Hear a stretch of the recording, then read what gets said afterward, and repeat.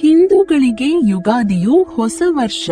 ವಸಂತ ಋತು ಚೈತ್ರ ಮಾಸದ ಮೊದಲ ದಿನವಾದ ಪಾಡ್ಯದಿಂದ ಹೊಸ ಪಂಚಾಂಗವು ಅಸ್ತಿತ್ವಕ್ಕೆ ಬರುತ್ತದೆ.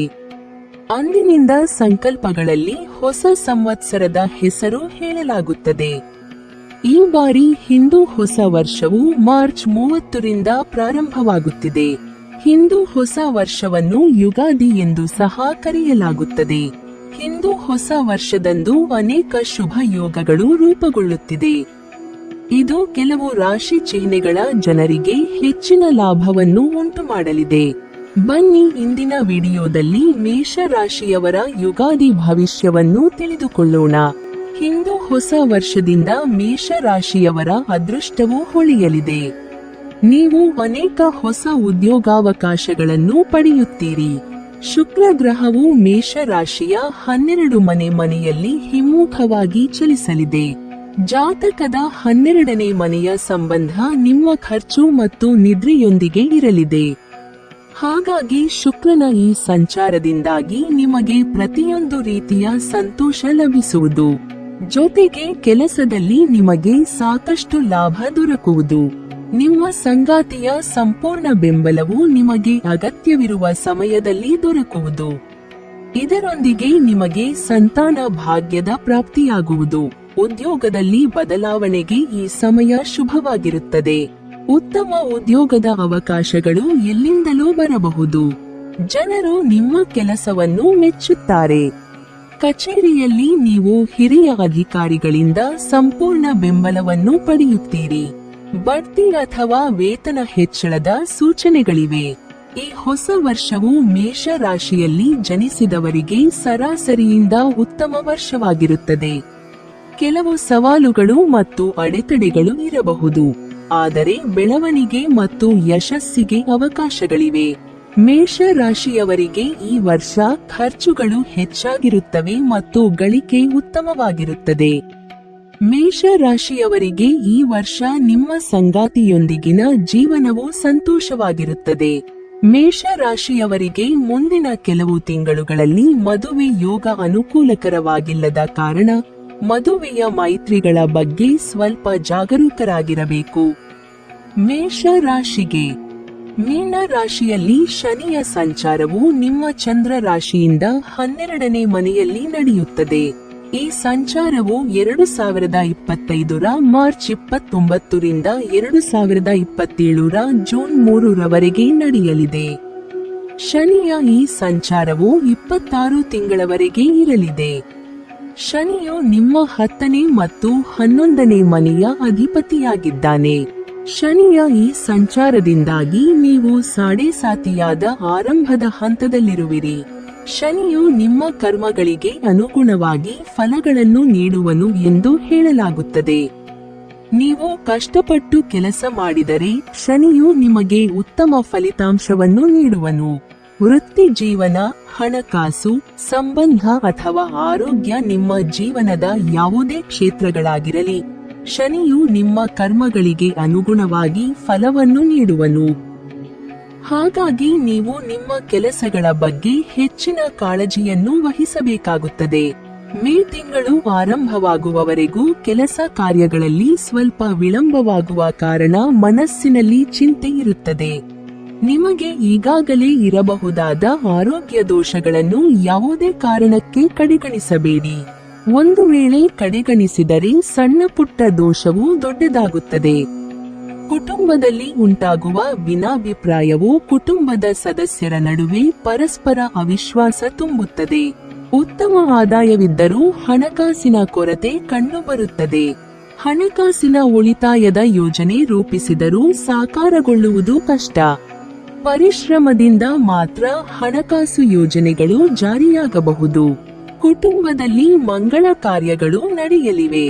ಆದರೆ ಪ್ರತಿಯೊಂದು ಕೆಲಸ ಕಾರ್ಯಗಳಿಗೂ ಆತ್ಮೀಯರ ಸಹಾಯ, ಸಹಕಾರ ಅತಿ ಮುಖ್ಯವಾಗುತ್ತದೆ. ಉದ್ಯೋಗದಲ್ಲಿ ನಿಮ್ಮ ಅಧೀನದಲ್ಲಿ ಕೆಲಸ ನಿರ್ವಹಿಸುವ ಕಾರ್ಮಿಕ ವರ್ಗದವರ ಸಹಕಾರ ದೊರೆಯಲಿದೆ. ಜನಸೇವೆಯಲ್ಲಿ ತೊಡಗಿರುವವರು ಉನ್ನತ ಸ್ಥಾನಮಾನವನ್ನು ಗಳಿಸುತ್ತಾರೆ. ಪ್ರಯಾಸದಿಂದ ಮಾತ್ರ ಭೂವಿವಾದವು ಕೊನೆಗೊಳ್ಳುತ್ತದೆ. ಒಟ್ಟಾರೆ ಏಪ್ರಿಲ್ ತಿಂಗಳ ನಂತರ ಉತ್ತಮ ಬದಲಾವಣೆಗಳು ಕಂಡುಬರುತ್ತದೆ. ಕೋಪಕ್ಕೆ ಒಳಗಾಗದೆ, ಆತುರ ಪಡದೆ, ಶಾಂತಿ, ಸಂಯಮದಿಂದ ವರ್ತಿಸಿದಷ್ಟು ಶುಭ ಫಲಗಳು ದೊರೆಯುತ್ತವೆ. ಮೀನ ರಾಶಿಯಲ್ಲಿ ಶನಿ ಸಂಚಾರದಿಂದಾಗಿ ಮೇಷ ರಾಶಿಗೆ ಸೇರಿದ ವಿವಾಹಿತರು ತಮ್ಮ ಸಂಗಾತಿಯೊಂದಿಗೆ ಭಿನ್ನಾಭಿಪ್ರಾಯಗಳನ್ನು ಹೊಂದಬಹುದು.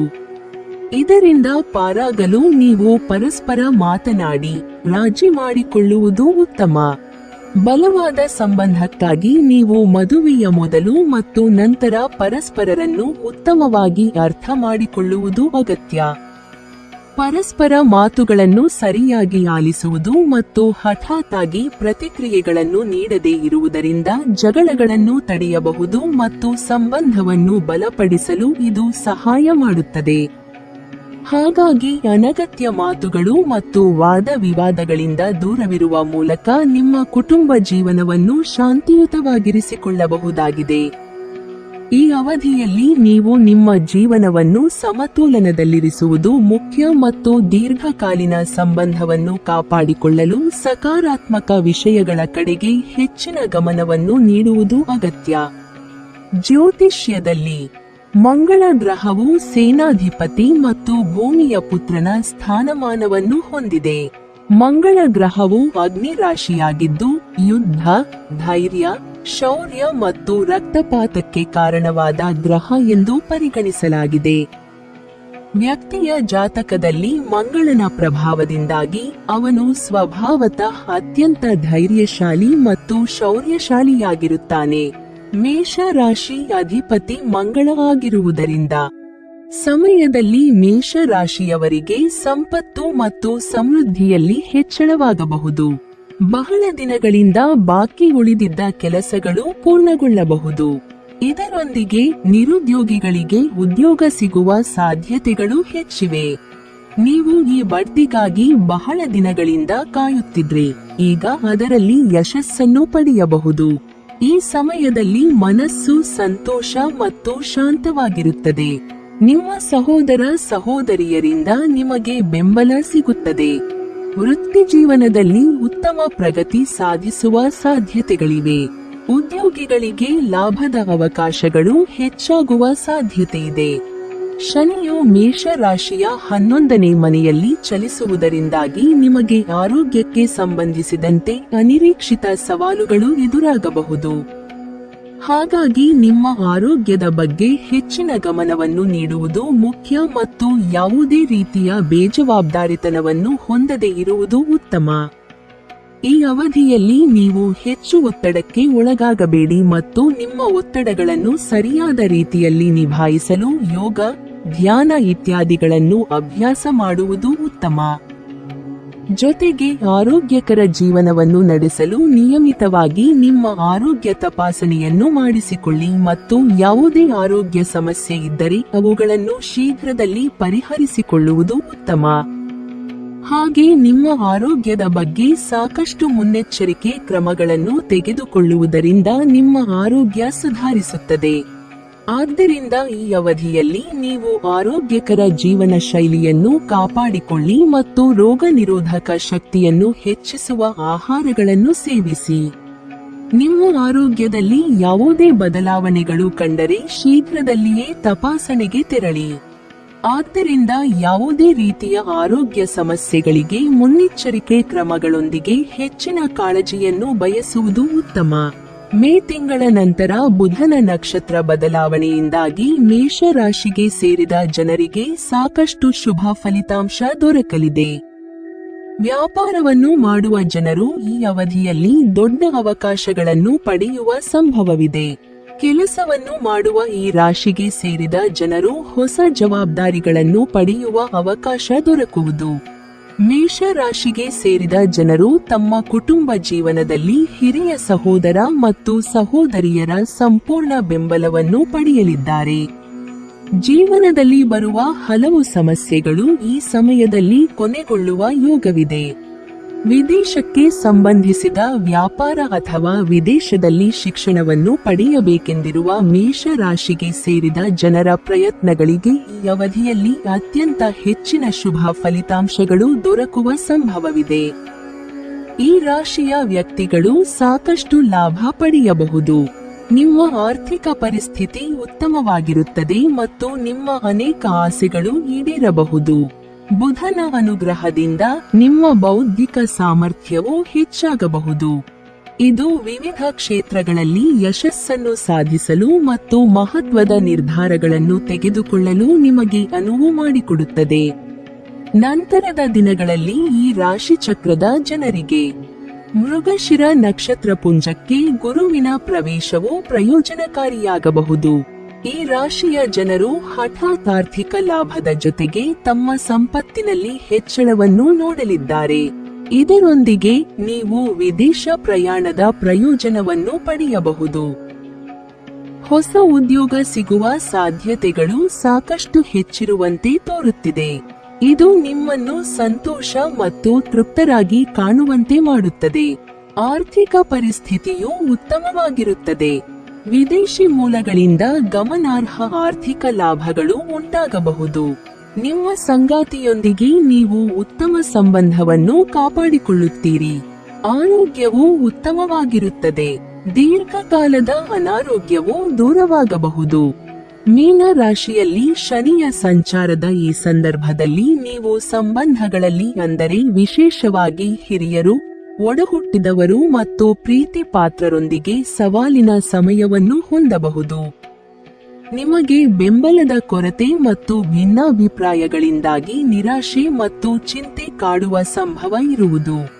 ಆದರೆ ನೀವು ನಿಮ್ಮ ಸಂಬಂಧಗಳಲ್ಲಿ ಹೆಚ್ಚಿನ ಕಾಳಜಿಯನ್ನು ವಹಿಸುವುದು ಈ ಸಂದರ್ಭದಲ್ಲಿ ಉತ್ತಮವಾಗಿರಲಿದೆ. ನಿಮ್ಮ ಮನೆಯವರೊಂದಿಗೆ ನೀವು ಉತ್ತಮ ಸಂಭಾಷಣೆಯನ್ನು ಈ ಅವಧಿಯಲ್ಲಿ ಹೊಂದುವುದು ಮುಖ್ಯ. ಈ ಸಮಯದಲ್ಲಿ ನೀವು ಪ್ರೀತಿಯ ವಿಷಯದಲ್ಲಿ ಸಾಕಷ್ಟು ಎಚ್ಚರಿಕೆಯಿಂದ ಇರಬೇಕಾಗುತ್ತದೆ. ನೀವು ಬಲವಾದ ಸಂಬಂಧವನ್ನು ಹೊಂದಬೇಕಾದರೆ ಸ್ವಲ್ಪ ಹೆಚ್ಚಿನ ಸಮಯವನ್ನು ತೆಗೆದುಕೊಳ್ಳಬೇಕು ಎಂಬುದನ್ನು ನೆನಪಿಡಿ. ಆದ್ದರಿಂದ ಈ ಅವಧಿಯಲ್ಲಿ ತಾಳ್ಮೆಯಿಂದ ಇರುವುದು ಮುಖ್ಯ. ಅವಿವಾಹಿತ ಈ ರಾಶಿಗೆ ಸೇರಿದ ಜನರು ಶಾಂತವಾಗಿರಬೇಕು ಮತ್ತು ಜಗಳ ಹಾಗೂ ವಾದ ವಿವಾದಗಳನ್ನು ಹೊಂದದೇ ಇರುವಂತೆ ಎಚ್ಚರಿಕೆಯನ್ನು ವಹಿಸುವುದು ಉತ್ತಮ. ಈ ಅವಧಿಯಲ್ಲಿ ಮೇಷ ರಾಶಿಗೆ ಸೇರಿದ ಜನರು ಯಾವುದೇ ರೀತಿಯ ಹಣಕಾಸಿನ ನಿರ್ಧಾರವನ್ನು ತೆಗೆದುಕೊಳ್ಳುವಾಗ ಸರಿಯಾಗಿ ಯೋಚಿಸುವ ಮೂಲಕ ಎಚ್ಚರಿಕೆಯಿಂದ ನಿರ್ಧಾರಗಳನ್ನು ತೆಗೆದುಕೊಳ್ಳುವುದು ಸೂಕ್ತ. ಈ ಅವಧಿಯಲ್ಲಿ ನೀವು ಸಾಕಷ್ಟು ಜಾಗರೂಕರಾಗಿರಬೇಕಾಗುತ್ತದೆ ಮತ್ತು ಸಾಲ, ಲೋನ್, ಸರಕು ವ್ಯಾಪಾರ ಇತ್ಯಾದಿ ಅಪಕಾರಿ ಉದ್ಯಮಗಳನ್ನು ದೂರವಿರಿಸುವುದು ಒಳ್ಳೆಯದು. ಈ ಅವಧಿಯಲ್ಲಿ ನೀವು ಆರ್ಥಿಕವಾಗಿ ಸಂಕಷ್ಟವನ್ನು ಎದುರಿಸಬೇಕಾಗಬಹುದು. ಆದರೆ ಸಾಕಷ್ಟು ಎಚ್ಚರಿಕೆಯಿಂದ ಮುಂದುವರಿಯಬೇಕಾಗುತ್ತದೆ. ಈ ಅವಧಿಯಲ್ಲಿ ನೀವು ಬೇರೆಯವರಿಗೆ ಆರ್ಥಿಕ ಬೆಂಬಲವನ್ನು ನೀಡದೇ ಇರುವುದು ಉತ್ತಮ ಮತ್ತು ನಿಮ್ಮ ಹಣಕಾಸಿನ ಅಗತ್ಯಗಳನ್ನು ಸರಿಯಾಗಿ ಪೂರೈಸುವಲ್ಲಿ ಹೆಚ್ಚಿನ ಪ್ರಯತ್ನವನ್ನು ಪಡಿ. ನಿಮ್ಮ ಹಿಂದಿನ ಹೂಡಿಕೆಗಳು ಈ ಅವಧಿಯಲ್ಲಿ ಸಾಕಷ್ಟು ವಿಳಂಬವಾಗಬಹುದು. ಈ ಅವಧಿಯಲ್ಲಿ ನೀವು ಹೂಡಿಕೆಯನ್ನು ಮಾಡಲು ಒತ್ತಡಕ್ಕೆ ಒಳಗಾಗಬಹುದು. ಆದ್ದರಿಂದ ನೀವು ಬಹಳ ಎಚ್ಚರಿಕೆಯಿಂದ ಈ ಅವಧಿಯಲ್ಲಿ ಇರಬೇಕಾಗುತ್ತದೆ. ಇದು ನಿಮ್ಮ ಉಳಿತಾಯದ ಮೇಲೆಯೂ ಪರಿಣಾಮ ಬೀರಬಹುದು. ಹಾಗಾಗಿ ನಿಮ್ಮ ಖರ್ಚುಗಳನ್ನು ಸರಿಯಾಗಿ ನಿಭಾಯಿಸಲು ಮತ್ತು ಉಳಿತಾಯವನ್ನು ಮಾಡಲು ಸರಿಯಾದ ಬಜೆಟ್ ಅನ್ನು ರೂಪಿಸುವುದು ಉತ್ತಮ. ಆದರೆ ಕುಂಭ ರಾಶಿಯಲ್ಲಿ ರೂಪುಗೊಂಡಿರುವ ತ್ರಿಗ್ರಾಹಿ ಯೋಗದಿಂದಾಗಿ ಮೇಷ ರಾಶಿಗೆ ಸೇರಿದ ಜನರಿಗೆ ತಮ್ಮ ಜೀವನದಲ್ಲಿ ಬಹಳಷ್ಟು ಲಾಭದಾಯಕವಾದ ಫಲಿತಾಂಶಗಳು ದೊರಕುವುದು. ವ್ಯಾಪಾರವನ್ನು ಮಾಡುವ ಈ ರಾಶಿಗೆ ಸೇರಿದ ಜನರಿಗೆ ಬಹಳಷ್ಟು ಶುಭ ಫಲಗಳ ಪ್ರಾಪ್ತಿಯಾಗಲಿದೆ.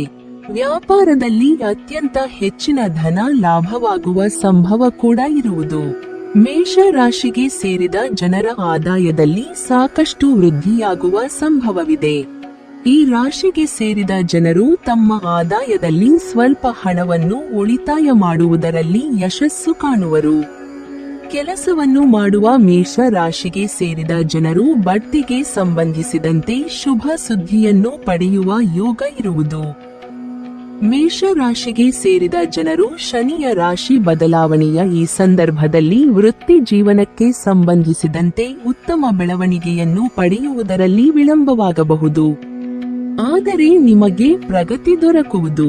ಈ ಅವಧಿಯಲ್ಲಿ ನೀವು ಹೆಚ್ಚಿನ ಕೆಲಸದ ಹೊರೆಯನ್ನು ಹೊಂದಬಹುದು. ಹಾಗಾಗಿ ಸಕಾರಾತ್ಮಕ ಮನೋಭಾವದೊಂದಿಗೆ ಉತ್ತಮ ಯೋಜನೆಗಳನ್ನು ಮಾಡುವ ಮೂಲಕ ನೀವು ಕಾರ್ಯಗಳನ್ನು ನಿರ್ವಹಿಸುವುದು ಉತ್ತಮ.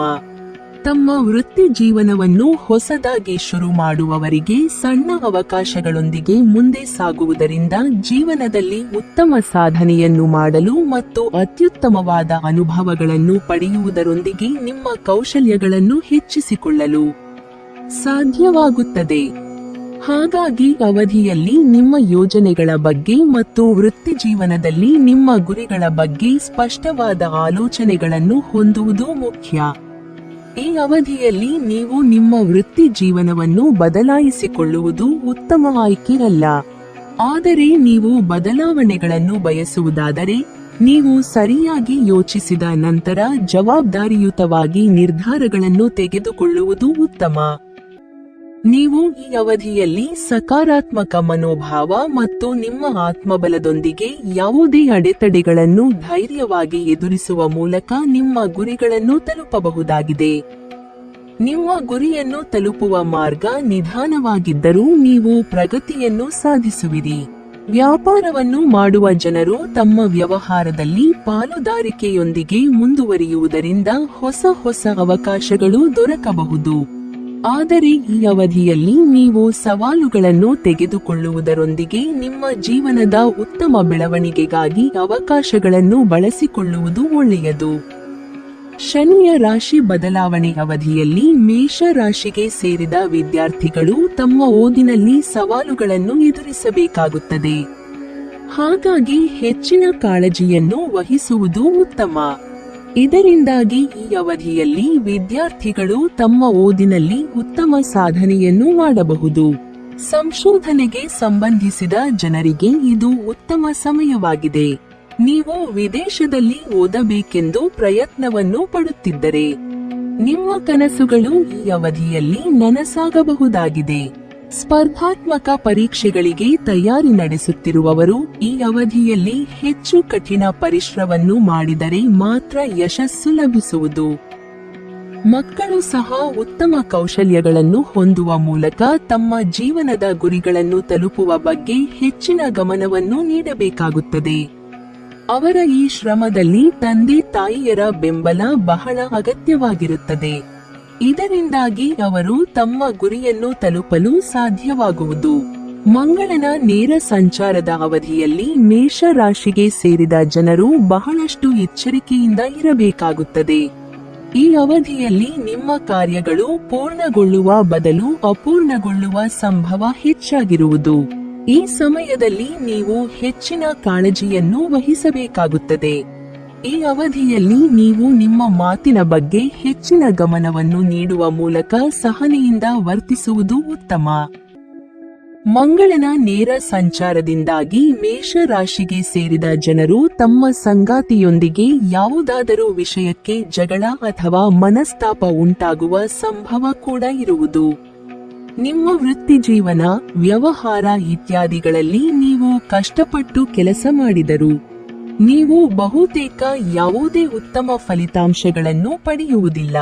ನೀವು 100% ಪ್ರಯತ್ನ ಮಾಡಿದರೆ ನೀವು ಪ್ರತಿಯಾಗಿ ಕೇವಲ 1% ಮಾತ್ರ ಪಡೆಯುತ್ತೀರಿ. ಈ ಸಮಯದಲ್ಲಿ ಸಂಬಳದಲ್ಲಿ ಕಡಿತ, ವ್ಯವಹಾರದಲ್ಲಿ ಆರ್ಥಿಕ ನಷ್ಟ ಮತ್ತು ವ್ಯಾಪಾರದಲ್ಲಿ ನಷ್ಟಗಳು ಎದುರಾಗಬಹುದು. ಮೇಷ ರಾಶಿಯಲ್ಲಿ ಜನಿಸಿದವರಿಗೆ ಮಂಗಳನ ನೇರ ಚಲನೆಯು ನಕಾರಾತ್ಮಕ ಪರಿಣಾಮಗಳನ್ನು ಬೀರುತ್ತದೆ. ಉದ್ಯೋಗಸ್ಥ ವ್ಯಕ್ತಿಗಳು ಹಿರಿಯ ಅಧಿಕಾರಿಗಳೊಂದಿಗೆ ವಿವಾದಗಳನ್ನು ಹೊಂದಿರಬಹುದು. ನೀವು ಅನಗತ್ಯ ವಿವಾದಗಳಲ್ಲಿ ಸಿಲುಕಬಹುದು. ಉದ್ಯಮಿಗಳು ನಷ್ಟ ಅನುಭವಿಸಬಹುದು. ಒಟ್ಟಾರೆಯಾಗಿ ಈ ವರ್ಷ ಮೇಷ ರಾಶಿಯವರಿಗೆ ಆದಾಯ ಮತ್ತು ಖರ್ಚು ಎರಡೂ ಒಂದೇ ಆಗಿರುವುದರಿಂದ ವರ್ಷವಿಡೀ ಹಣಕಾಸಿನ ವಿಷಯದಲ್ಲಿ ಯಾವುದೇ ಸಮಸ್ಯೆಗಳಿಲ್ಲ. ನೀವು ಹೆಚ್ಚು ಉಳಿಸಲು ಸಾಧ್ಯವಾಗದಿದ್ದರೂ ಸಹ ನಿಮ್ಮ ಎಲ್ಲಾ ಖರ್ಚುಗಳಿಗೆ ಗಳಿಕೆಯ ಕೊರತೆಯನ್ನು ನೀವು ಹೊಂದಿರುವುದಿಲ್ಲ. ಆದಾಗ್ಯೂ ನೀವು ಅನಗತ್ಯ ವೆಚ್ಚಗಳನ್ನು ತಪ್ಪಿಸಬಹುದಾದರೆ ಈ ವರ್ಷ ಆರ್ಥಿಕ ಸುಧಾರಣೆಗಳ ದೊಡ್ಡ ಅವಕಾಶಗಳಿವೆ. ಈ ವರ್ಷ ಅನಿರೀಕ್ಷಿತ ಲಾಭಗಳ ಸಾಧ್ಯತೆಗಳಿವೆ ಮತ್ತು ದೊಡ್ಡ ಒಪ್ಪಂದಗಳು ಮತ್ತು ಪೂರ್ವಜರ ಆಸ್ತಿಗಳ ಸಾಧ್ಯತೆಗಳನ್ನು ಹೊಂದಿರುವ ಜನರಿಗೆ ಇದು ಉತ್ತಮ ವರ್ಷವಾಗಲಿದೆ. ಮೇಷ ರಾಶಿಯವರಿಗೆ ಈ ವರ್ಷ ವೃತ್ತಿಜೀವನ ತುಂಬಾ ಉತ್ತಮವಾಗಿರುತ್ತದೆ. ವೃತ್ತಿಜೀವನದ ಭವಿಷ್ಯವು ಪ್ರಕಾಶಮಾನವಾಗಿ ಕಾಣುತ್ತದೆ ಮತ್ತು ನಿಮ್ಮ ಉದ್ಯೋಗಗಳಲ್ಲಿ ನೀವು ಬಡ್ತಿಯನ್ನು ನಿರೀಕ್ಷಿಸಬಹುದು. ನೀವು ವ್ಯಾಪಾರವನ್ನು ನಡೆಸುತ್ತಿದ್ದರೆ ಅನಿರೀಕ್ಷಿತ ಮೂಲಗಳಿಂದ ಹೆಚ್ಚಿನ ಆದಾಯದ ಹೆಚ್ಚಿನ ಅವಕಾಶಗಳಿವೆ. ಹೊಸ ಉದ್ಯಮಗಳನ್ನು ಪ್ರಾರಂಭಿಸಲು ಇದು ಉತ್ತಮ ಸಮಯವಾಗಿದೆ ಏಕೆಂದರೆ ಇದು ದೀರ್ಘಾವಧಿಯಲ್ಲಿ ಉತ್ತಮ ಫಲಿತಾಂಶಗಳನ್ನು ನೀಡುತ್ತದೆ. ದೇವಸ್ಥಾನಗಳಿಗೆ ಭೇಟಿ ನೀಡುವುದು ಮತ್ತು ಬಡವರಿಗೆ ಮತ್ತು ಹಸುಗಳಿಗೆ ಆಹಾರವನ್ನು ದಾನ ಮಾಡುವುದರಿಂದ ಈ ವರ್ಷ ನಿಮ್ಮ ಆದಾಯವನ್ನು ಸುಧಾರಿಸಬಹುದು. ಈ ವರ್ಷವು ವಿದ್ಯಾರ್ಥಿಗಳಿಗೆ ಅನುಕೂಲಕರವಾಗಿದೆ. ನೀವು ನಿಮ್ಮ ಕಠಿಣ ಪರಿಶ್ರಮಕ್ಕೆ ಉತ್ತಮ ಫಲಿತಾಂಶಗಳನ್ನು ಪಡೆಯುತ್ತೀರಿ. ವಿದ್ಯಾರ್ಥಿಗಳು ಮಾಡಬೇಕಾದ ಏಕೈಕ ವಿಷಯವೆಂದರೆ ಕಠಿಣ ಪರಿಶ್ರಮ ಮತ್ತು ನಿಮ್ಮ ಅಧ್ಯಯನದತ್ತ ಗಮನ ಹರಿಸುವುದು. ರಾಹು ಮತ್ತು ಕೇತುಗಳ ಕಾರಣದಿಂದಾಗಿ ಪ್ರತಿಕೂಲವಾದ ಸಮಸ್ಯೆ ಕಂಡುಬಂದರೂ ನಿಮ್ಮ ಬುದ್ಧಿವಂತಿಕೆಯಿಂದ ಎಲ್ಲವನ್ನೂ ಎದುರಿಸಿ.